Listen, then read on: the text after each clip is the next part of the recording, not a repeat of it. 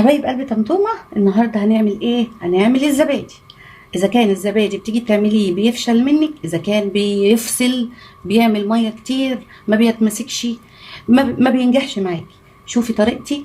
علشان انا هحط معلقه سحر، المعلقه دي هتخلي الزبادي بتاعك كريمي وناعم واملس زي بتاع الشركات، ومش هيعمل ميه ومش هيفصل معاكي ابدا. يلا بقى خشي معايا. بصوا يا حبايبي، ده كيلو ونص لبن. لبن من عند بتاع اللبان، يعني مش لبن شركات، لا ده لبن عادي من عند اللبان. وطبعا ساقع زي ما هو، انا ما غليتوش ولا اي حاجه، انا يا دوبك كنت حاطاه في التلاجة بس وطلعته، ما غليتوش ولا اي حاجه، زي ما هو كده زي ما انتوا شايفين. هنعمل ايه؟ هي دي المعلقه السحر اهي، شايفينها؟ دي معلقه ايه؟ نشا. الكيلو لبن بياخد نص معلقه، ده كيلو ونص، فانا حاطه له معلقه ويعتبر ونص. وهنحط كده معلقه النشا، وهنجيب كام معلقه كده لبن من بتاعنا ده، وهندوب النشا. وممكن تدوبيه في اللبن على طول، هو اصلا اللبن ساقع.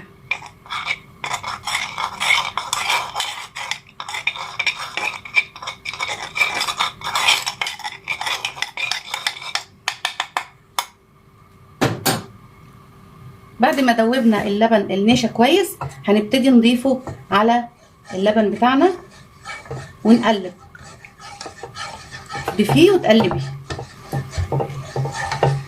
نقلب كويس ونتاكد ان النشا بتاعنا داب كويس. هنعمل ايه تاني بقى؟ هنصلي على الحبيب علشان كل قلوبنا وجروحنا تطيب. اللهم صل وسلم وبارك على سيدنا محمد. ويلا نبتدي. بس ايه الاول؟ انزلوا اعملوا لي لايك وشيروا الفيديو يا جماعه عشان الناس تستفيد.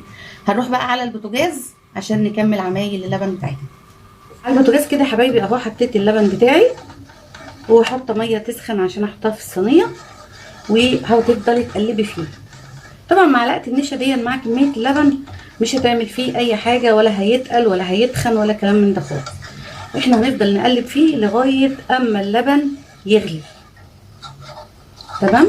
هقلب فيه لغايه اما يقرب اللبن يغلي وارجع لكم تاني. اهو حبايب طمطومه، اهو اللبن غلي وبقى ايه؟ تمام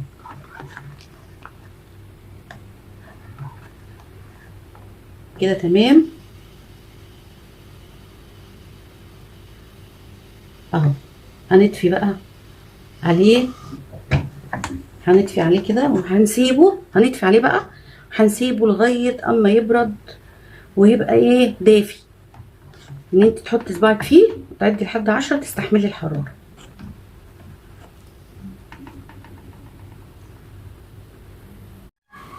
طبعا حبايبي اهو اللبن بتاعي برد، يعني بقى دافي. تحطي ايدك كده وتعدي 10 تستحملي الحراره بتاعته. هنعمل ايه بقى؟ هنجيب كده كوبايه زبادي، والميه اللي بتبقى فيها دي هنفضيها،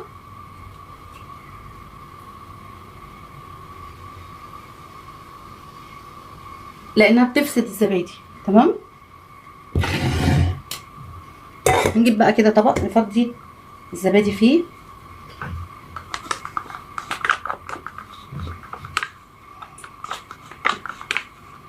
بقى من اللبن كده شويه هنا على الزبادي،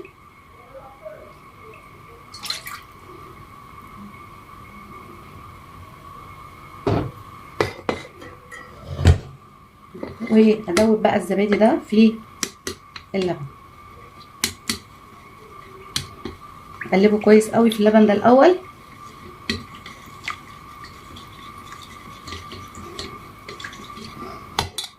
هحط بقى هنا على اللبن بتاعي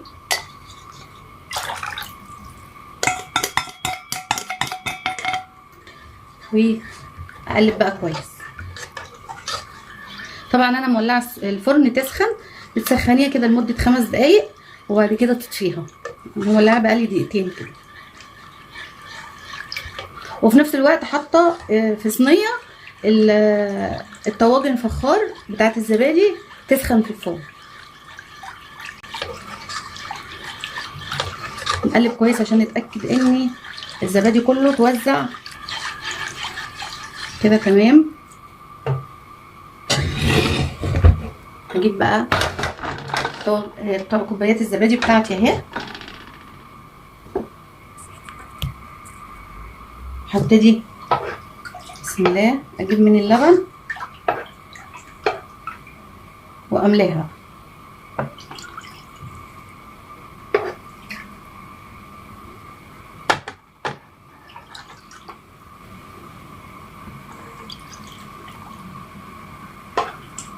يا ريت اللي لسه معايا في الفيديو ما ينسانيش يا جماعه لايك وكومنت.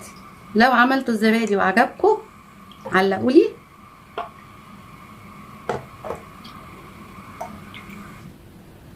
هنعمل ايه؟ هنيجي كده في اي جنب فاضي الاول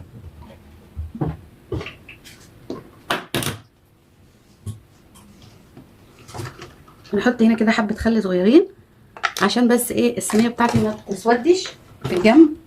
احط بقى ايه الميه، وخلي بالك ان الميه يعني هي سخنه بس ما غليتش، وهتحطي لحد ما تحصل نص الزبديه. يعني حاولي ما تخليش في ميه تيجي في الزبادي نفسه اهو.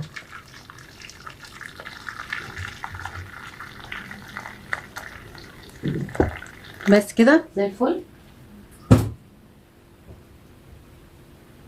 هنغطيها بقى وهنحطها في الفرن.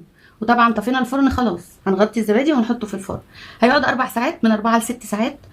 هنلاقيه جمد هنطلعه بقى نحطه في التلاجة. تمام.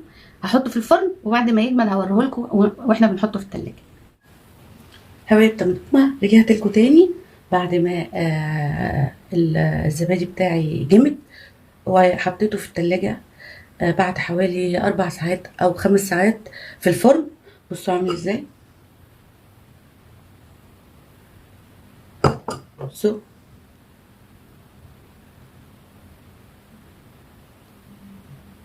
ولا نقطة مية، وجامد وجميل جدا. بصوا وشوفوا ما شاء الله كمية الزبادي اللي عملها لنا 1.5 كيلو لبن. شوفوا ده لو انا مشترياه هيبقى بكام. هجيب معلقة بقى وندوقه.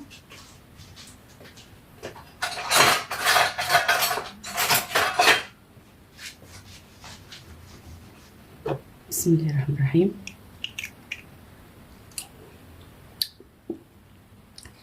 جميل يا جماعة والله. بصوا طعمه كمان جميل. بس مفيهوش ميه خالص ازاي.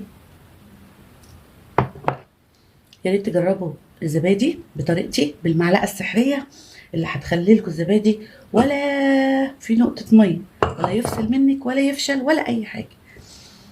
جربوه وقولوا لي في الكومنتات، وما تنسونيش في اللايك كومنت حلو منكم. واشوفكم ان شاء الله في وصفه جديده من وصفات طمطومه. مع السلامه.